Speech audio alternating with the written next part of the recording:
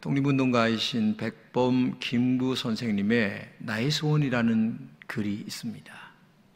그 글에 보면 만약에 하나님께서 나에게 너의 소원이 뭐냐 이렇게 묻는다면 나는 대한민국 자주 독립이라고 말할 것입니다.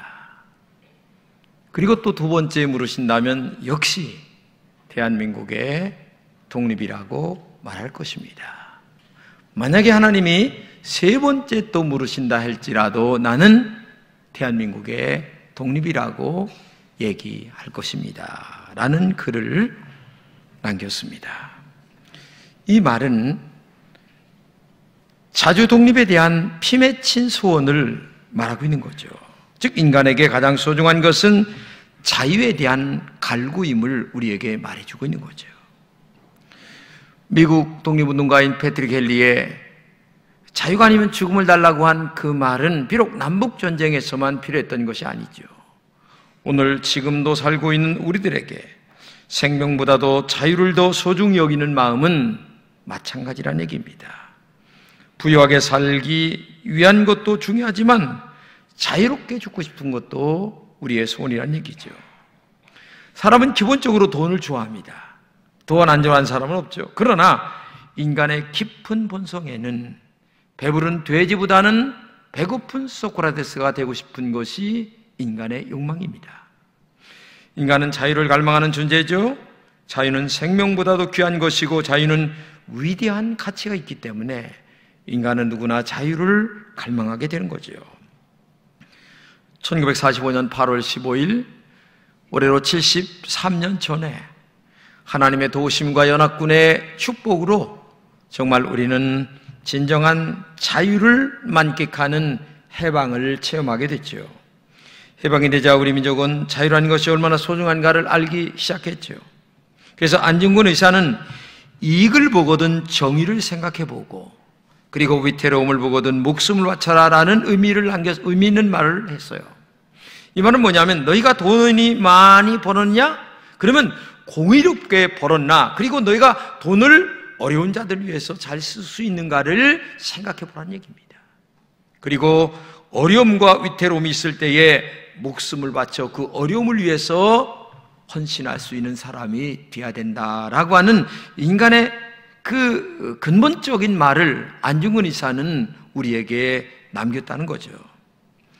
사실 우리나라는 일본의 원자탄에 미국이 투하를 함으로 말미암아 자유를 얻게 됐죠. 6.25 전쟁에서도 전 세계 16개국의 나라가 도움을 주었기 때문에 남한만이라도 독립이 될 수 있었습니다. 자유를 누리면서 지금 민주국가가 세워진 거죠. 만약에 일본이 원자탄 투하를 안 했다면 오늘 우리가 해방의 기쁨을 누리지 못했다면 식민지로 남을 가능성도 있다는 거죠. 만약에 16개국이 나라를 도와주지 않았다면 우리나라는 지금도 김정은이의 밑에서 신음하고 고생하고 있을 수 있다는 것을 우리가 잊어서는 안 된다는 거죠. 이 말은 이런 것입니다. 어떤 사람이 심장에 문제가 와가지고 지금 죽기 직전으로 옆에 쓰러졌어요. 근데 옆에서 어떤 사람이 보니까 죽을 것 같으니까 막 심폐소생술을 하는 거예요. 그래가지고 뭐 그냥 난리를 쳐가지고 그 짧은 순간에 이 사람이 살아난 거예요. 똑같은 겁니다, 우리나라가.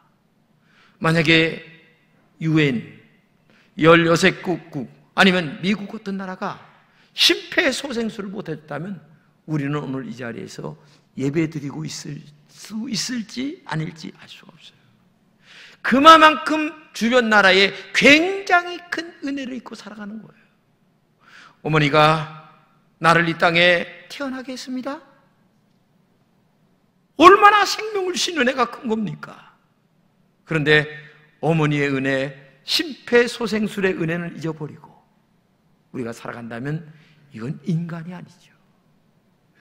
기본적 그 은혜를 입었다는 것을 우리가 알아야 되는 거죠. 그러면 자유란 뭡니까? 자유는 다른 게 아니에요. 사전에 보게 되면 이렇게 얘기합니다. 자유란 누군가에 의해서 구속받거나 제한받지 않고 원하는 것을 할 수 있는 권리라고 얘기합니다. 어떤 사람들은 이 말을 이렇게 해석합니다. 8.19 광복절 후에 어느 초등학교에서 있었던 일이에요. 동네 사람들이 자유를 만끽하고 나니까 너무 기쁜 나머지 초등학교에 와가지고 유리창을 깨부시고 아이들의 책상 걸상을 때려 부시면서 야, 자유 얻었다, 자유 얻었다 이렇게 얘기를 했다는 거죠. 근데 그게 자유에 대한 행동입니까? 그건 자유에 대한 행동이 아니죠. 자기 마음대로 하는 것이 자유가 아니란 말입니다. 그런데 해방이 되어 굶어보니까 그것이 더 큰 자유가 아니었음을 알았어요.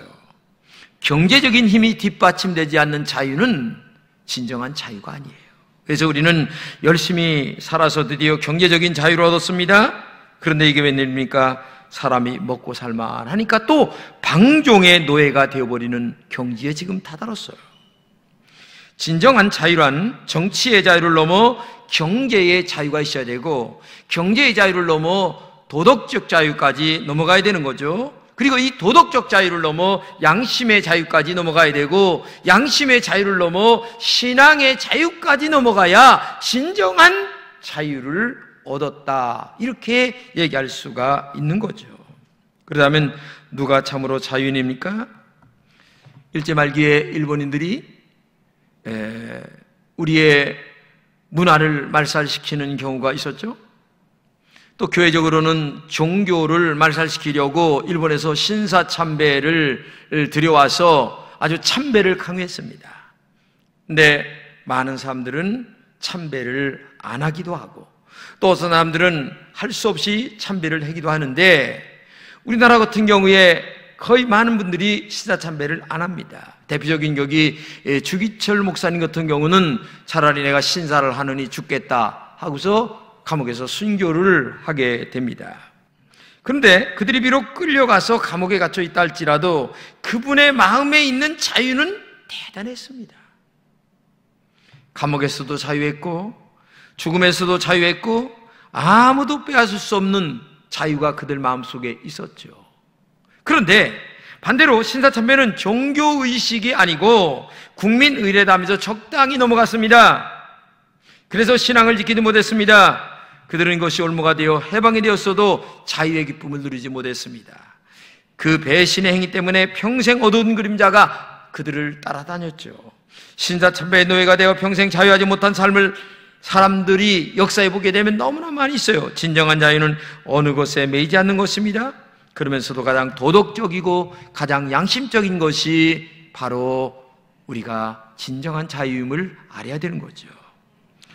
오늘 읽은 본문에서 예수님께서 진정한 자유가 무엇인가를 우리에게 명확하게 말씀하고 있는데 주님께서 유대인들에게 너희를 자유케 하리라 이렇게 얘기하니까 유대인들이 하는 말이 야 우리가 남의 종이 된 적이 없는데 어찌 우리에게 자유하게 된다는 말을 하느냐 이렇게 흥분하면서 덤벼드는 얘기가 오늘 본문의 내용입니다. 그 당시의 신분은 두 가지였습니다. 하나는 노예인이었고 하나는 자유인이었어요. 신분이 분명한 유대인들은 자기들이 아브라함의 후손이기 때문에 자유를 누리며 종된 적이 없다. 무엇을 또 자유롭게 한단 말이냐? 답답할 정도로 대화가 통하지 않는 얘기를 하는 거죠. 급기야 주님께서는 30절에 이렇게 말씀하십니다. 예수께서 대답하시되 진실로 진실로 너에게 이르노니 죄를 범하는 자마다 죄의 종이다 이렇게 얘기합니다. 주님은 지금 누가 노예냐 자유시민이냐 이런 걸 얘기하는 게 아니에요. 신분을 얘기하는 것도 아닙니다. 다만 한 가지 영적으로 너희가 자유를 정말 얻으려면 죄의 종에서 벗어나야 된다는 영적인 얘기를 지금 하고 있는데 유대인들은 어떻게 됩니까? 육적인 얘기만 계속 나열을 하고 있는 거예요. 여러분 사람이 아무리 돈을 많아도 돈 때문에 마음에 상처가 많고 고민거리가 많으면 안 되죠. 야 오늘 밤에 도둑놈이 와서 내 돈 훔쳐가면 어떡하지?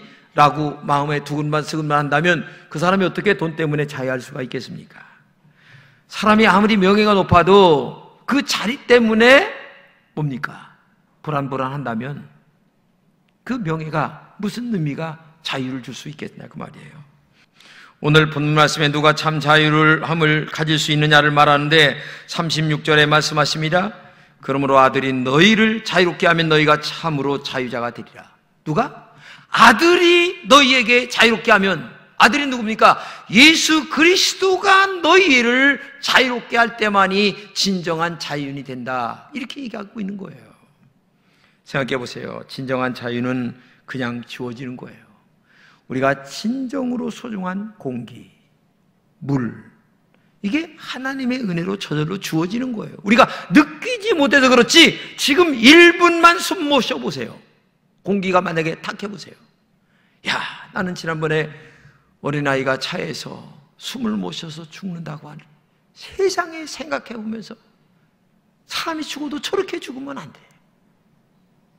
그래서 사람이 죽을 적에 총살을 시키는 이유가 순간에 죽도록 하기 위하는 건 아니겠어요? 근데 어린아이가 세상에 차 안에서 숨을 못 쉬어서 죽었다. 이건요, 너무나 엄청난 거예요.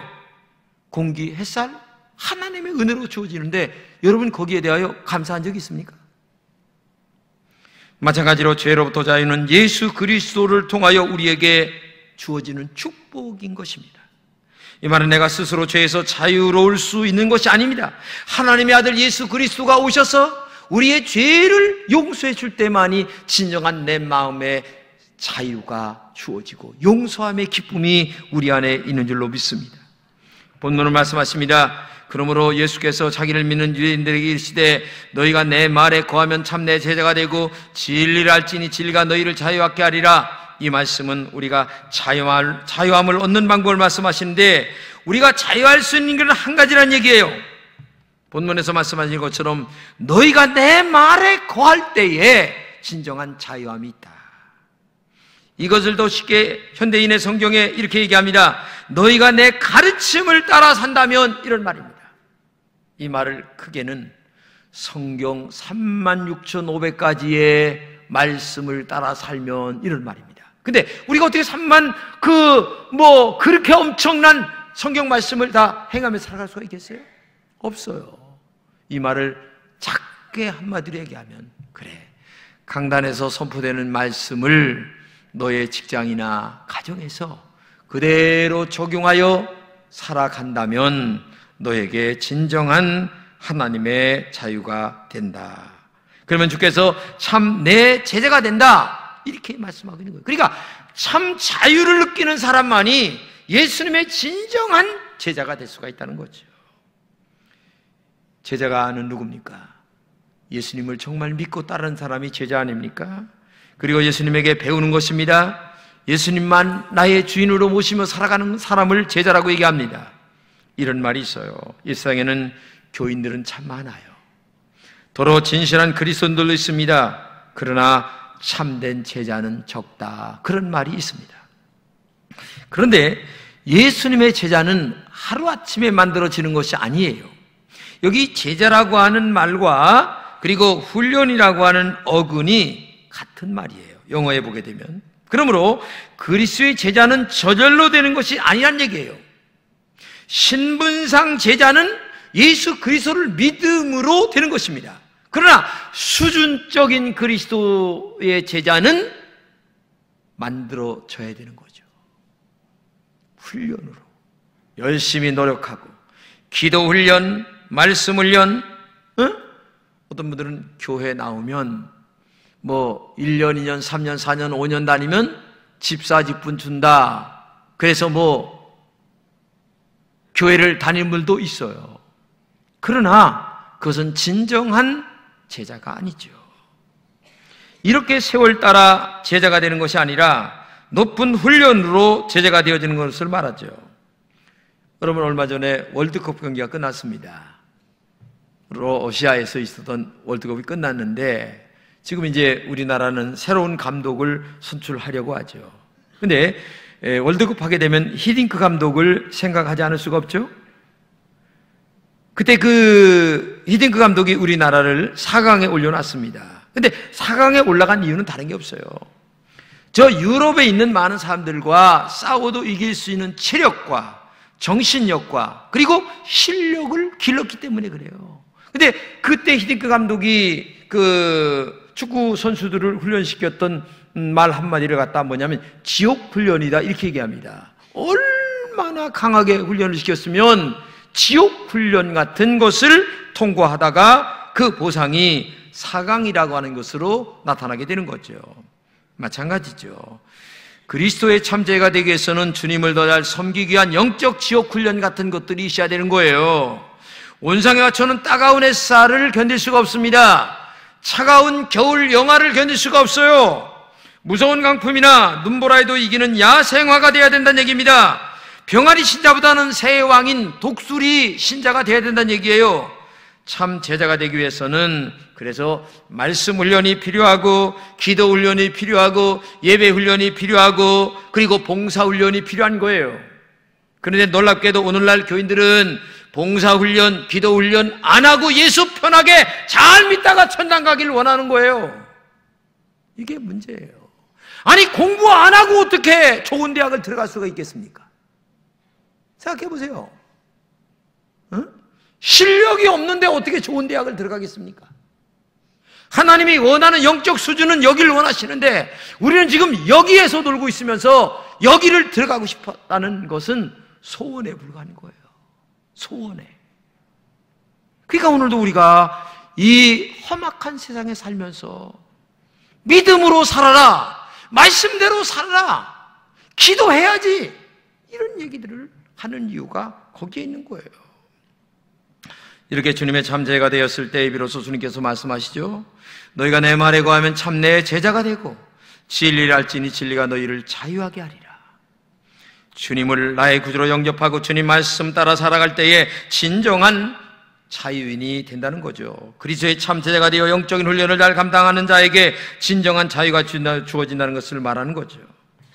이런 자유인에게 주어지는 특권이 있는데 그게 뭐냐? 참 자유인은 자기로부터도 자유할 수가 있습니다.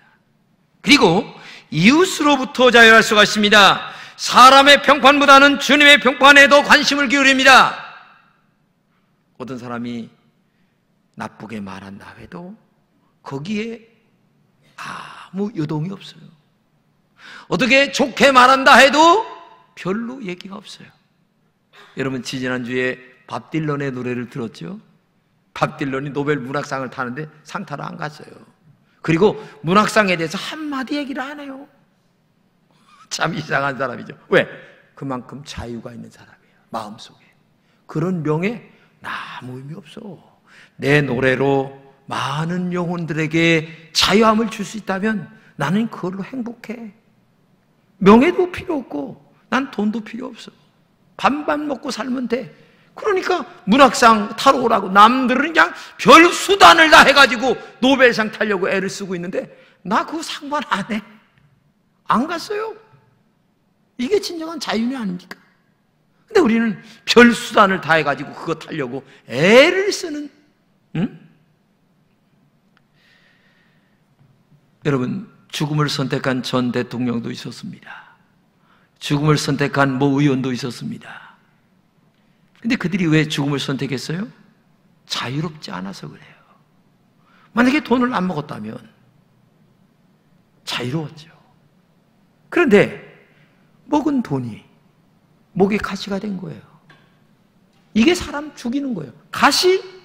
별건 아닙니다. 나도 옛날에 여기 그 고기 먹다가 가시가 꼈는데 죽어서 어떻게 캑캑거리는지. 그래서 할 수 없이 김치를 밥에다 싸가지고 그냥 꿀꺽 생겼더니 아유 마침 내려갔어요. 할렐루야 했어요 제가. 근데 우리 예찬이가 가시가 베꼈어요. 먹다가. 세상에 난리가 난 거예요.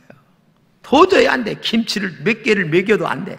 할 수 없이 병원에 가가지고 막 벌리고 의사가 핀세트를 딱 빼내니까 휴. 여러분 가시는요 별것 아닌 건데 사람을 괴롭혀요. 그리고 그것 때문에 스스로 죽을 수 있는 환경까지 가는 거예요. 자유롭지 못하면 이렇게 되는 거예요. 그래서 이 자유가 얼마나 중요한가를 알아야 될 거예요. 높은 곳에서 내려다보면 다 아래입니다. 그래서 사람들은 높은 산에 올라가서 소리를 확 쉬면서 시원함을 맛보는 등산객들이 많죠. 우리가 신앙생활합니다. 아직도 높은 곳에 올라가 시원한 저 멀리를 내려다보는 영적 경험을 하질 못해요. 늘 안개 낀 먼지나는 땅바닥에서 높은 곳만을 바라보면서 올라가야지. 이게 우리들의 영적 수준이에요. 그런데 거기에 무슨 은혜가 있고 거기에 무슨 자유함이 있겠습니까? 자유함은 꺼리끼는 것이 없는 거예요. 두려움도 없습니다. 진정한 자유는 사람의 인격과 신앙의 수준을 높여주기 때문에 누가 칭찬한다고 해서 거기에 춤추지 않아요. 누가 헐뜯는다고 해서 거기에 두려움이 없어요. 왜? 내가 하나님 앞에서 바르게 살아가고 있으니까. 그런 것에 의하여 내가 춤추는 신앙이 아니야. 그런 것에 화내는 신앙이 아니야. 그런 것에 내 자존심이 상하는 신앙이 아니야. 수준은 이미 그거를 넘어간 거예요. 그게 진정한 자유가 아니겠습니까? 여러분, 예수 믿고 나서 죽음 때문에 너무 두려워하지 마세요. 죽음 정립 잘 하고 살으세요. 하나님이 언제 부른다 할지라도 나는 아멘하고 간다라고 하는 영적 자유함을 가슴속에 누리고 정리하고, 그 다음에 신앙의 영적인 자유함이 가슴속에 성령으로 인하여 내 마음을 자리 잡고 있을 때에 하나님이 언제 불러도 아멘하고 할 수 있는 영적 자세가 있어야 되지.